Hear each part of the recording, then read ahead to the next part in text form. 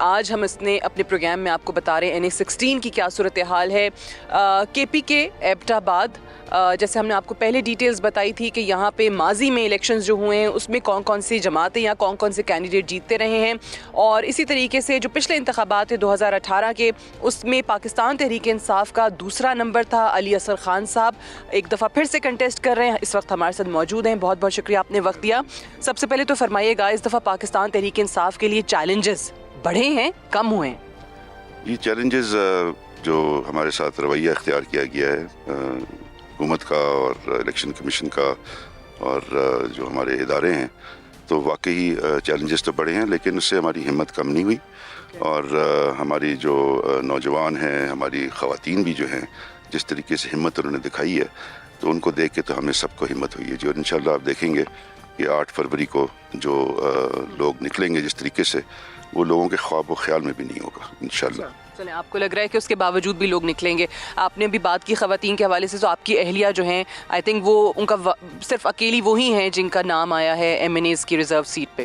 جی ابھی تو انہوں نے ایسی ایک لسٹ دی ہے شارٹ قسم کی، تاکہ دروازے میں اپنا پیر ڈال دیں اور دیکھتے ہیں کہ اس لسٹ میں کیا ہوتا ہے. ان کا یہ تھا کہ خطرات بھی تھے، کیونکہ جو بھی کینڈیڈیٹ ہوتا ہے اس کو مطلب کہ ہر قسم کی چیزیں ہوتی رہی ہیں، تو اس لیے انہوں نے کچھ لوگوں کو چن کے وہاں پر رکھا، اور باقی جو لسٹ ہے وہ بعد میں انشاءاللہ ہم دیں گے.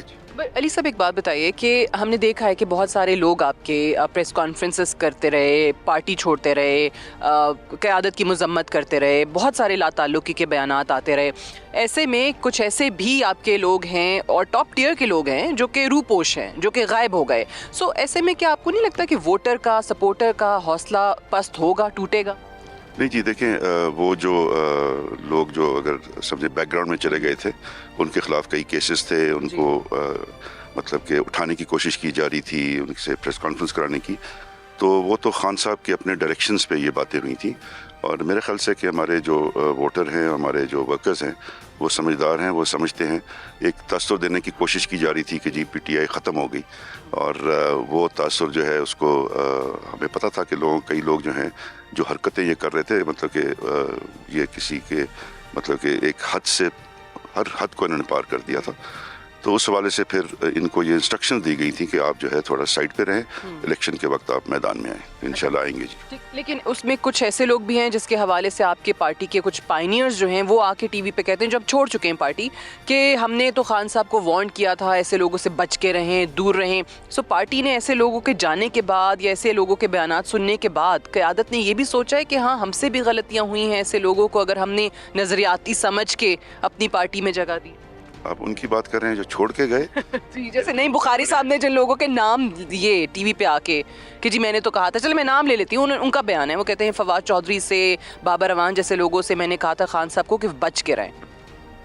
جی میں نے وہ پروگرام دیکھا نہیں ہے، سچی بات. میں نے آپ کو بتا دیا. اچھا نہیں، دیکھیں یقیناً میں ان اشخاص کی بات نہیں کر رہا، لیکن انسان جو ہے مشکلات سے گزر کے کافی کچھ سیکھتا ہے. حکومت میں رہ کر بھی جو قدغن جو حکومت میں لگائی جاتی ہیں، اور آپ کو پاور اس طریقے سے نہیں ملتا جو آپ کرنا چاہتے ہیں، آپ دیکھتے ہیں کہ اس میں رکاوٹیں آ رہی ہیں، تو اس سے انسان ایک سبق سیکھتا ہے ضرور. اور یہ سیاست جو ہے ایک عمل ہے جس کے ذریعے ہم سب سیکھ رہے ہیں. اور میرے خیال سے خان صاحب جس طریقے سے 5 مہینے سے زیادہ ہو گئے ہیں جیل میں ہیں، کھڑے ہیں اپنے موقف پہ، تو یہ کسی کا تصور نہیں تھا کہ خان صاحب جو ہے اس طریقے سے کھڑے رہیں گے. اور آج جو ہے انہی کو دیکھ کے ہمیں حوصلہ ہوتا ہے، اور ہمارا حوصلہ جی بہت بلند ہے. اور ہمیں اگر مطلب کہ ایک موقع جب ملے گا تو آپ دیکھیں گے کہ کس انداز میں لوگ جو ہے نکلیں گے. میں واقعی اس میں کوئی دو رائے ہے نہیں. ابھی اگر ہم یہاں کی بات کرتے ہیں ایبٹ آباد کی، ان پرٹیکولر اگر KPK کو دیکھیں یا صرف اور صرف ہزارہ ڈویژن کو دیکھیں، سو آپ کو کیا لگتا ہے کہ یہاں پہ کیا مسائل ہیں، اور آپ اگر عوام میں نکلتے ہیں اپنی انتخابی مہم لے کر تو عوام کو کیا لائحہ عمل دے رہے ہیں؟ کون سے ایسے ایشوز ہیں جو عوام آپ کے سامنے رکھتے ہیں؟ دیکھیں کئی ایشوز، اس پہ تو پوری کتاب لکھ سکتا ہے انسان، لیکن جو ہم نے ابھی اپنا منشور ہم بنا رہے ہیں اور سامنے پیش ہو گیا ہے، بلکہ اس کو پیش کریں گے تو آپ کو نظر آئے گا کہ ہم نے سارے چیزوں کو کور کیا ہے. اور ایک انصاف ہے ہی نہیں نا جی، سچی بات یہ ہے. آپ کا انصاف نہیں ہے، آپ کے جو نوکرشاہی ہے وہ اس طریقے سے مطلب کہ پرفارم نہیں کر پا رہی. ان کے جو لوگوں کی مشکلات ہیں, جو یہ دیہی علاقے ہیں, پہاڑی علاقے ہیں, اس میں اور قسم کے مشکلات ہیں. جو شہری علاقے ہیں, مائگریشن ہے, ایجوکیشن کا ہے, مطلب کہ لائیولیہڈ کا جو اپرچونٹیز ہیں وہ میسر نہیں ہیں. لوگ جو ہیں اپنے گھر چھوڑ کے کہیں اور جاتے ہیں. ایگریکلچر, بہت چیزیں یہاں ہو سکتی ہیں جی. ٹورزم, ہمارا علاقہ کی بات کرتے ہیں تو ٹورزم کے حوالے سے یہی جنت ہے. اگر ہم ذمہ دار ٹورزم کو یہاں پر لاتے ہیں تو ایسے ہزاروں مواقع ہیں. آپ انٹرنیٹ کو دیکھ لیں, انٹرنیٹ کی رسائی نہیں ہے لوگوں تک. تو جب تک وہ نہیں ہوگا, ہماری بچیاں, ہماری خواتین, ہمارے نوجوان اس سے اپنے آپ کو بہت پروڈکٹیو بنا سکتے ہیں.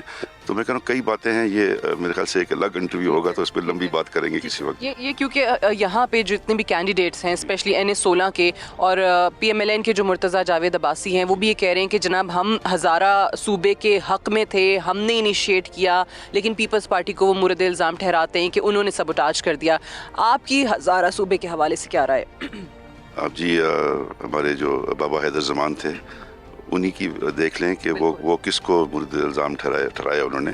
تو آج اگر یہ کہتے ہیں لوگوں کی جو ہے وہ یادداشت اتنی چھوٹی نہیں ہے, ان کا رول ریزولوشن جی برائے نام پیش کرنا الگ بات ہوتی ہے, لیکن اس کے لیے کانکریٹ اقدام اٹھانا ضروری ہے. ہم نے جو چھوٹے صوبوں کی بات کی تو ہم نے ساؤتھ پنجاب میں ایک سیکریٹریٹ, سب سیکریٹریٹ بنایا. اس کا ہمارا یہ تھا کہ ایک پہلا قدم ہوگا صوبے اور اسمالر ایڈمنسٹریٹو یونٹ بنانے کی, اور وہ انشاءاللہ آپ دیکھیں گے کہ ہم اس پہ آگے بھی کاربند رہیں گے.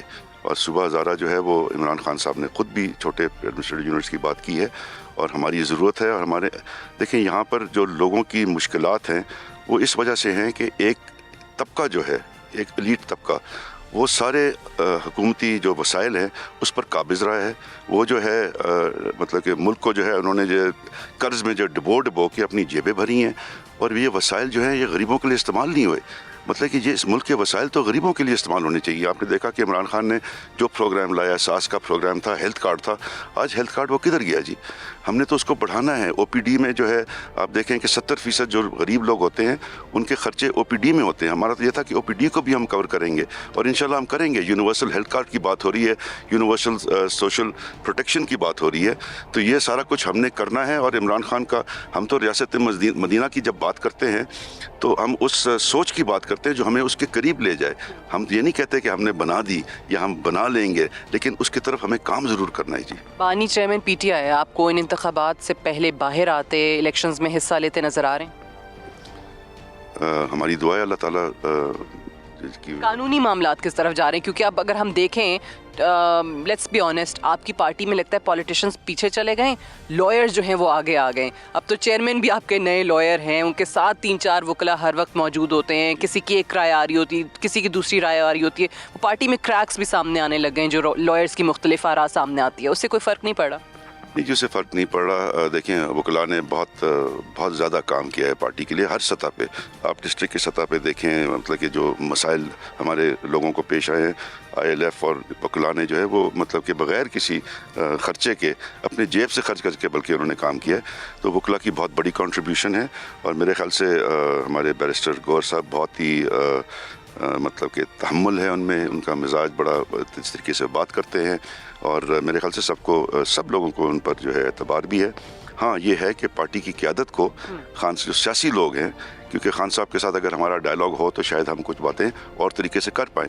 تو اب ہم انصاف کی بات کرتے ہیں, ہم کورٹ کی جورسڈکشن کی بات کرتے ہیں, ہم الیکشن کمیشن کی بات کرتے ہیں. کئی جگہ جو ہے وہ ویڈیوز جو ہیں ہماری دیکھی نہیں جاتی, بھٹو صاحب کے زمانے کی ویڈیوز دیکھی جا رہی ہیں. تو ہمیں یہ سوال دل میں تو اٹھتا ہے نا جی کہ یہ کس قسم کا ہم انصاف کی کیا توقع رکھ سکتے ہیں. لاسٹلی بتائیے گا, اس حلقے کے اندر اپنا مقابلہ کسی انڈیویجول سے دیکھتے ہیں یا کسی ایک پرٹیکولر سیاسی جماعت سے دیکھتے ہیں؟ ایک سوچ سے دیکھتے ہیں جی. ہمارا مقابلہ جو ایک سوچ سے ہے, اور ہمارے جو لوگ ہیں وہ انشاءاللہ نکلیں گے اور ساتھ اپنی یکجہتی کا اظہار کریں گے.